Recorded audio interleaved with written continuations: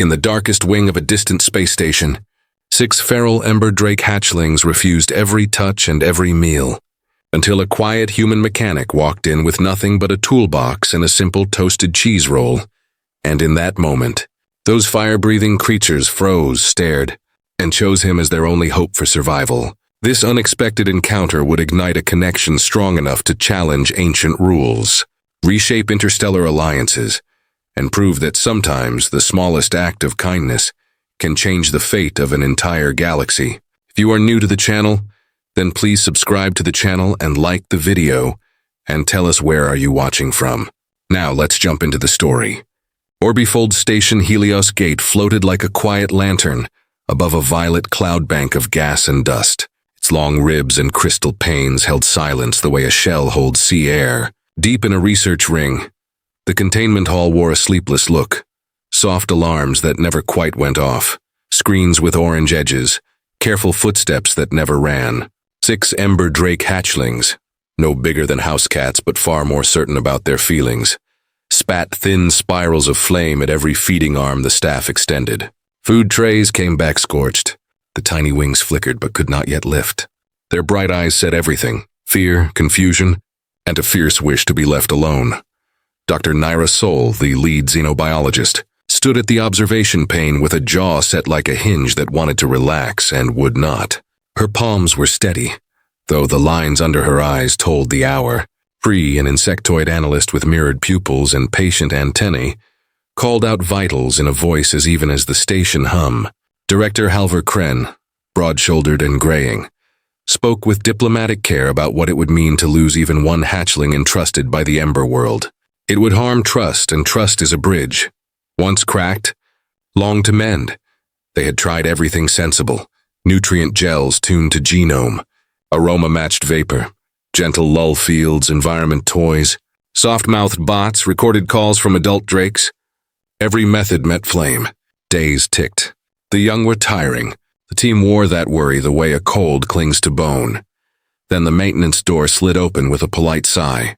Jace Rowan stepped in holding a battered toolbox and a tablet that blinked a simple line: sector heat regulator above range. His jumpsuit had the tidy wear of someone who cleans his own cuffs. He paused when he saw the room, a small sea of experts, the director's formal stance, and beyond the glass, 6 bright lives in trouble. Didn't mean to walk into a storm, he said, quiet and apologetic. I'll be quick, fix the hot patch and get out of your way. Nobody answered at first. Then Dr. Sol nodded toward the service panel and said, 5 degrees high in the habitat. We can't lower further without risking cold stress. Jace lifted a brow. 5 degrees is a lot to them. He looked past the glass and did not see monsters. He saw tiny chests rising too fast. I'll hurry! His pocket chimed a small tune. Lunch alarm. He winced. Sorry. I'll silence it. He pulled out a wrapped roll, crisp bread, soft cheese, garden herbs with a little mustard, and half the room stiffened as the scent rose. Through the pane, something changed. 6 small heads lifted at once, nostrils flared. The room had heard nothing, but the habitat felt like a chord had been struck. The hatchlings stopped spitting. They came forward, sliding from shadows as if pulled by a warm thread. That, Pri whispered, is new. Dr. Sol's voice softened, surprise stepping in. They're attentive. Not aggressive. Not hiding. Director Kren eyed the roll. What are we smelling, technician? Just lunch, Jace said. Toasted cheese. Bit of mustard. Herbs. He looked from the roll to the glass where 6 faces pressed near, eyes like coins warmed by sun. I can come back later, he offered, unsure if he'd crossed a line by existing. No, Dr. Sol said, mind already running. Stay, please. Every rule about sterile protocols nudged at her, but so did a tiny, stubborn hope. If pure science had failed, maybe simple life would help. She spoke softly to the director, and he gave a curt nod that meant both risk and chance. Jace, still unsure, lifted the roll a little. Inside the habitat, the bold green one, slightly larger, a shimmer in the scales like leaves after rain, tapped a tiny claw against the barrier. It did not hiss. It only looked at him as if it wanted to place the scent with the shape and the steady voice, with the person who did not push. We're past pride. Director Kren said in a low tone. "We need progress." Dr. Soul glanced at Jace. "Would you be willing to help?" Carefully, under guidance. He stared at the roll, then at the small faces at the glass. He felt in that quiet space where choices are made a tug. "I can try," he said. "But I should also fix that regulator. Heat that's wrong is a conversation that never ends well. Do both," the director said. "And do not lose the bread." Minutes later, Jace stood in a prep room, stepping into a light protective suit while Priya sealed a visor and tucked the lunch into a breathable container. "The aroma compounds are potent," Priya said with a gentle click. "Cheese proteins, herb oils, a little mustard heat, it's inviting." "My mum made this when a day went sideways," Jace said, surprised to hear himself admit it. The smell always said, "safe." Dr. Soul handed him a small ear node. "Translator. It decodes low-level states. It will not read thoughts. Move slowly. Speak gently. Let them choose." The airlock opened like a held breath released. Jace stepped onto warm stone and red moss. Little pools that plinked like song bowls. The 6 shapes vanished into cover. He knelt, laid his toolbox down, and opened the container so the scent could travel like a friendly voice. "Hello, small ones," he said, even though words were more for him than for them. "This is food. It helped me on tired days." The translator pinged once. "Curiosity, hunger, wait." He tore off the tiniest piece and set it on a flat stone directly in front of him. Long seconds passed. Then the green one. He would think of it as pulse later, but not yet, slid forward, belly low, eyes bright. It sniffed, drew back, sniffed again, and took the crumb like a sudden decision. It hop-retreated behind a red fern and ate with intense focus. The translator chimed again. Surprise, relief, want. Behind the glass, a hush became a held smile. Inside the habitat, 5 other faces edged closer. Jace stayed still, breathing slow, letting the warm scent do its patient work. Something delicate had finally begun. The next entry into the habitat felt less like intruding and more like knocking on a friendly door. Jace moved with care. He placed small crumbs on the same flat stone and kept his palms open when he wasn't setting down food. The translator at his ear sent soft notes that felt like a map. Intrigue, caution, hunger, brave. He learned their rhythms without deciding to learn them. The smallest rust-colored one blinked in slow pairs before it darted. The silver-specked one liked to sit and think before moving. The blue-backed one made a soft trill that never meant anger, only effort. Dr. Soul guided from the intercom. "Keep your shoulders low. Turn with your whole body, not just your head. Allow them to see your hands, and narrate what you do." So he did. "I'm setting the toolbox here. I'm turning this latch. I'm placing a piece on the stone. I'm waiting. All is safe." Food brought them out like sunrise brings out color. The green one edged to a meter. The blue one soon followed. After a dozen exchanges, Jace made a small change. Instead of putting the crumb down, he held it up on his palm, keeping his fingers flat. He didn't reach out. He let the scent travel. "That step is yours to choose," he said softly to the bright eyes watching him. "I will not steal it." The green one blinked once, then twice, and made the leap of faith. Swift snatch, a small hop back, a pause, and a look that was not wary now, but measuring. The translator hummed. "Reward, recalibration, maybe trust." "Good," Jace breathed. Not to praise like a pet, but to acknowledge a brave brain that had tried a new bridge. Behind the glass, Priya's antennae quivered. "Micro-binding behaviors," they said. "Note the tail hold and the eye contact. There is decision, not reflex." The second brave moment arrived by accident. A feed cycle had left the habitat warmer than planned, and the regulator panel by the moss spring showed a blinking error. Jace spoke as he walked, and the 6 followed at a comfortable distance, as if his calm words drew a soft line they wanted to trace. He opened the panel and the hot air sighed out. "There's our chatterbox," he murmured. A heat sensor singing off-key. He unscrewed a warped plate, swapped a sensor from his kit, and whispered the way you talk to a stuck bolt. "No rush. We'll get you comfortable." His steady sentences sounded like a lullaby in a workshop. The green drake inched closer, eyes on the moving hands. The blue one, curious, tipped its head as a new light settled from orange to calm white. The translator sang, "Attention, quiet," easing. We should have matched habitat heat to their natal ambient within half a degree, Dr. Soul said softly to Director Kren. He corrected not only a device but a conversation the habitat was having with them. Over the next hours, Jace built a gentle pattern, arrive at the same time, announce himself, place food, wait, fix one small thing and explain the fix. He learned that if he hummed low and even, the rust-colored one stopped pacing. He learned that the silver-specked one liked the way his gloved fingers tapped a rhythm on the stone, a simple beat that said predictable and safe. Soon, the green drake sat within arm's reach between bites. Jace kept his hand open on the stone. "No crumbs now?" he said, offering only an empty palm, a shape and a scent that promised nothing but touch if chosen. "Just me, the same as yesterday." The green one leaned forward, touched its nose to his fingers for a heartbeat, and pulled back with a small churr. Thread pulled warm through his hand, up his forearm, and settled in his chest like a light that refused to glare. The translator did not ping for an instant. Then it delivered a tone that sounded almost like a hush. Contact exploring beginning. Prize console lit. Synchrony blip between human and subject G, they reported. Wings held very still. Low amplitude, high coherence. "Let him continue," Director Kren said, and the sentence landed like a rare, clear order in a room that had been living in maybe. When the food ran out, small disappointment rustled like a paper bag. Jace opened both hands. "Tomorrow more. I also need to keep fixing your house. We want no hot corners and no cold ones." Surprisingly, none scattered when he stood. They watched him replace a cover and tighten a latch. The blue one crept close enough to sniff his boot. The green one made a hum that answered his. The silver-specked one lifted a very small piece of fallen bark and placed it beside his toolbox, as if beginning an exchange of gifts like a neighbor might.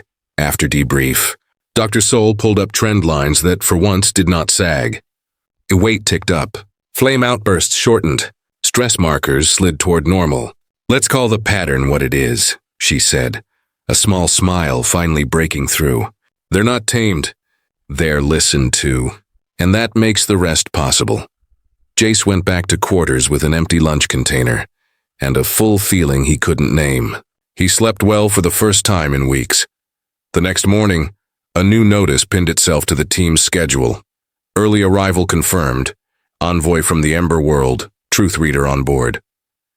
The room's temperature didn't change, but everyone felt colder for a moment. Politics had entered the cage with the research, and the story would have to hold steady. The envoy ship arrived without trumpets. Just a soft docking thud and a priority channel tone that meant please and also urgent. Ambassador Sci-Fi stepped into the reception hall with a poise that made silence bow to her. Subtle scales along her temples caught the station's light like water at dawn. With her came a truth reader named Maruin, taller, more draconic in profile, eyes deep and unblinking in the way that looks past. Posture to the marrow of a choice. Director Kren welcomed them with sentences, weighted to balance caution and gratitude. Dr. Soul presented the data with clear hands. Pri kept their voice bright but exact. The ambassador listened, gaze steady. Maruin watched Jace the way a tuning fork listens to a note. "You are the mechanic," the truth reader said, not unkind. It sounded like a statement about hands that mend things rather than a rank. "Yes," Jace said. "I also make lunch." An almost smile lived at the corner of Saphir's mouth. "We were told the young responded first to assent. They responded to an invitation," Dr. Soul said gently. "That happened to smell like food. We wish to observe direct interaction," the ambassador said. There was no threat in her tone. There didn't need to be. Truth does not shout when it can simply stand in the doorway. In the habitat, Jace moved as he had learned to move, slow, narrating small steps.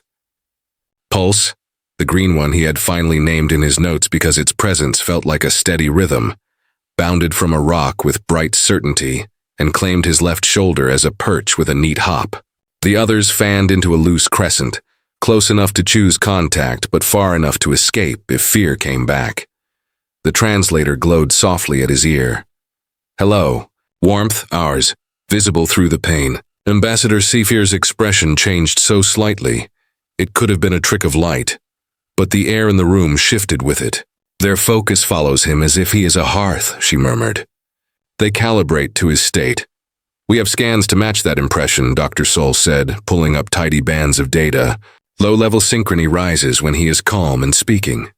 Drops when he is tense. Rebalance returns when he hums. Morrowin's voice was a low river.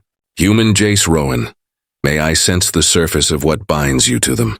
I will not take. I will only witness. You may refuse. Jace looked at Pulse. The little creature met his eyes. Warmth slid across their small link, like a yes expressed as a bright color. Jace nodded. Okay. The mind touch felt like dipping fingers in cool stream water. It ran over the stones of memory without lifting anyone away. A kitchen where a parent taught him that you butter the bread to the edges. A small rural workshop where patience with stuck parts equals kindness. The day he first saw the big dome windows on Helios Gate and thought the stars looked close enough to pat. Then Pulse's nose to his fingers, and the brief jolt of rightness that had followed. Morrowind stepped back, surprised in a quiet way that kept dignity intact. No artifice, he said.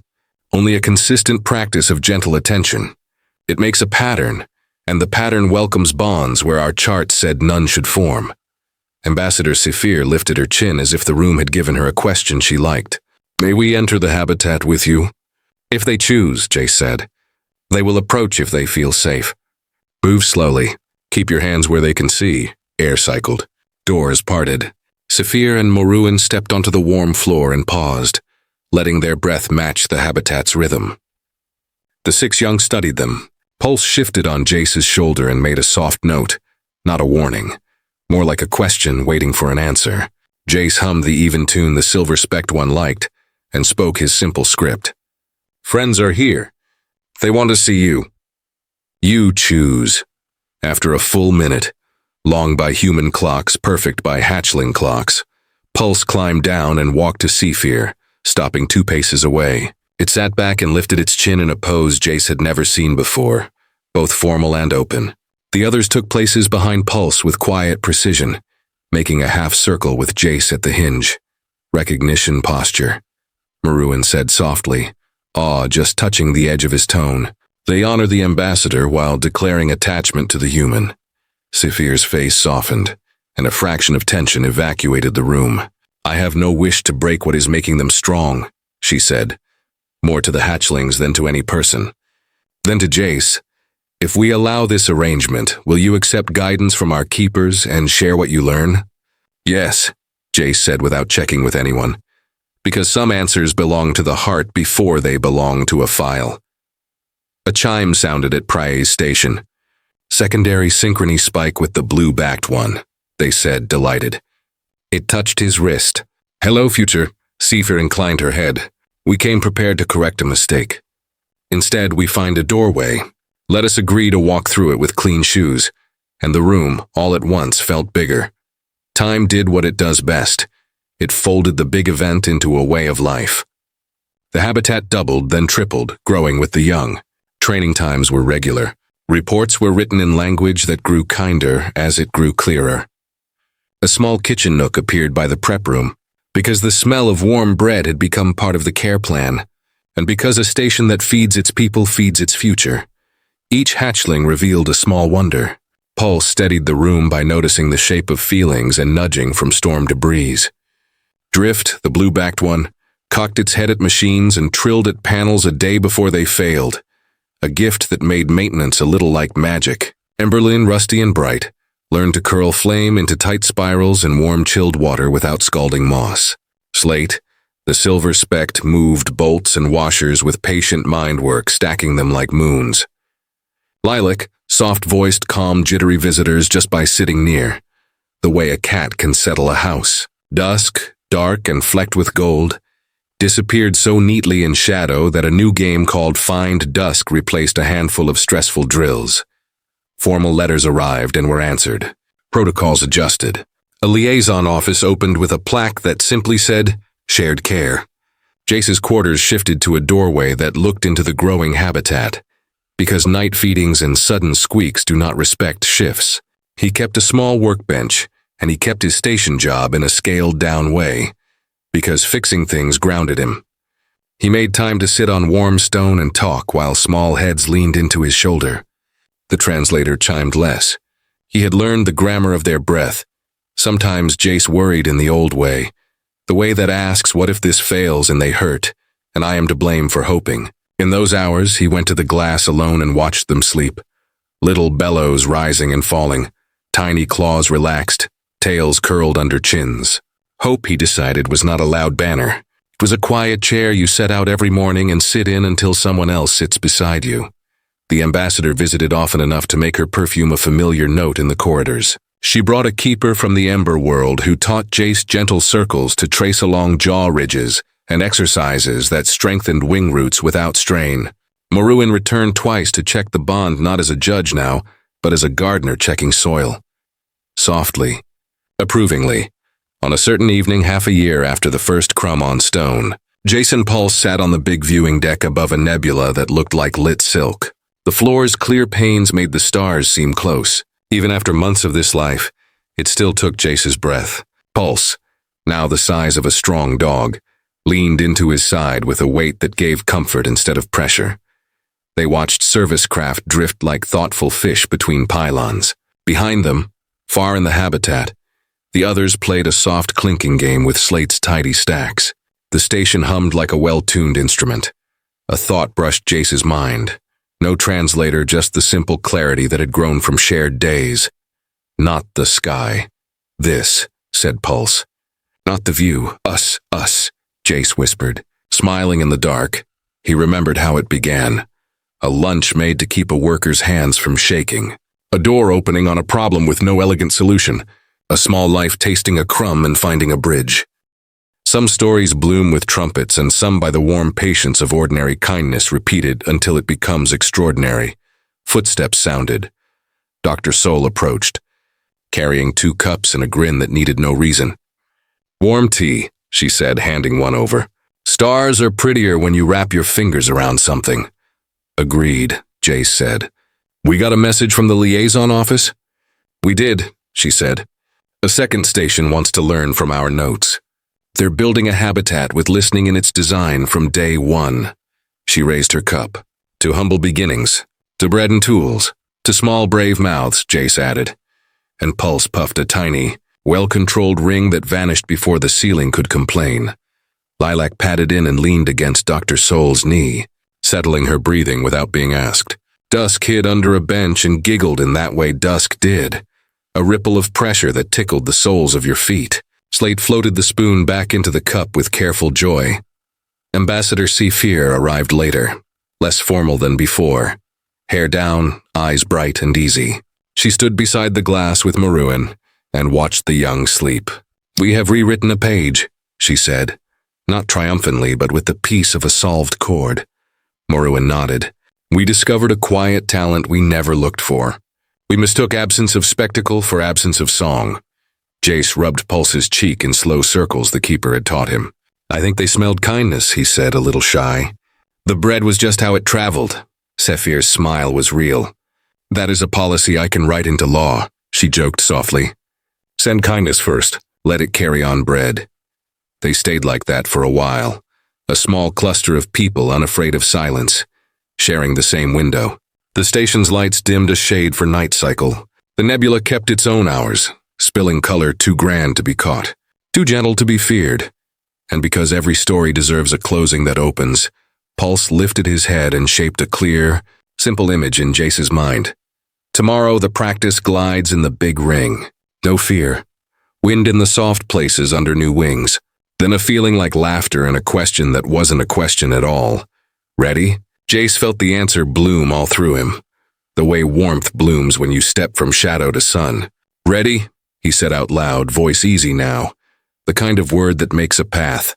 A snack once meant for a tired afternoon had become an invitation that changed many calendars. On Helios Gate, bright scales and patient hands made a promise that did not ask for applause. It asked for care, repeated. It asked for rooms designed to listen. It asked for people to show up on ordinary days and do small good things until the sum was large. Tomorrow, there would be training and notes, and probably a loose panel that Drift would spot before it buzzed. There would be warm bread and soft humming, and a blue-backed shoulder leaning into a mechanic who still fixed pipes between feedings. And beyond that, there would be more stations and more doors. and more chances to carry kindness on simple food where fear had taken root. The view stayed wide. The bond stayed warm. The ending, when it finally folded its wings around the day, felt less like a stop and more like a steady light left on, a welcome that never went out.